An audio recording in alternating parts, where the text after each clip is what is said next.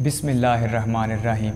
ये आज से कम व बेश 4000 साल पुरानी बात है जब इस मकाम पर खड़े होकर अल्लाह ताला के प्यारे नबी हज़रत इब्राहीम अलैहिस्सलाम ने अपने बेटे हज़रत इस्माईल अलैहिस्सलाम के साथ मिलकर खाना काबा की तामीर का काम शुरू किया। जिस पत्थर पर खड़े होकर हज़रत इब्राहीम अलैहिस्सलाम ने काबा की तामीर की थी, उस पत्थर को अल्लाह ताला ने रहती दुनिया के लिए एक मोज़ा बना दिया। हुआ यूँ कि हज़रत इब्राहीम अलैहिस्सलाम के कदम मुबारक का नक्श इस पत्थर पर छप गया। कुरान पाक में भी इस मकाम को एक एहतराम के तौर पर दिखाया गया है।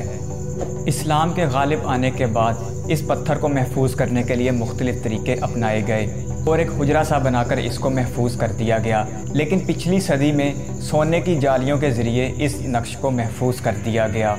वक्त के साथ साथ ये नक्श काफ़ी हद तक मद्दम पड़ गया था, लेकिन गुज़श्ता रोज़ हरमैन शरीफैन की तस्वीर कशी करने वाले इदारे ने इस पत्थर को केमिकल से धोकर अच्छी तरह साफ़ किया और मकाम इब्राहीम की एक बेहतरीन और शाहकार तस्वीर बनाई गई।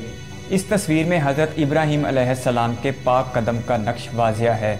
ये तस्वीर उसी महकमे ने जारी की है जिसने एक रोज़ पहले हजर अस्वद की सबसे नायाब तस्वीर जारी की थी। आप आई बटन में तशरीफ़ लाकर वो तस्वीर भी देख सकते हैं। इन तस्वीर को बनाने के लिए जदीद तरीन टेक्नोलॉजी इस्तेमाल की गई है और ये अब तक की सबसे नायाब तस्वीरें हैं। कुरान पाक ने आज से 1400 साल पहले जो बात कही थी, आज की जदीद साइंस ने उसे सच साबित कर दिया। वीडियो देखने के लिए आपके कीमती वक्त का शुक्रिया। अल्लाह हाफिज़।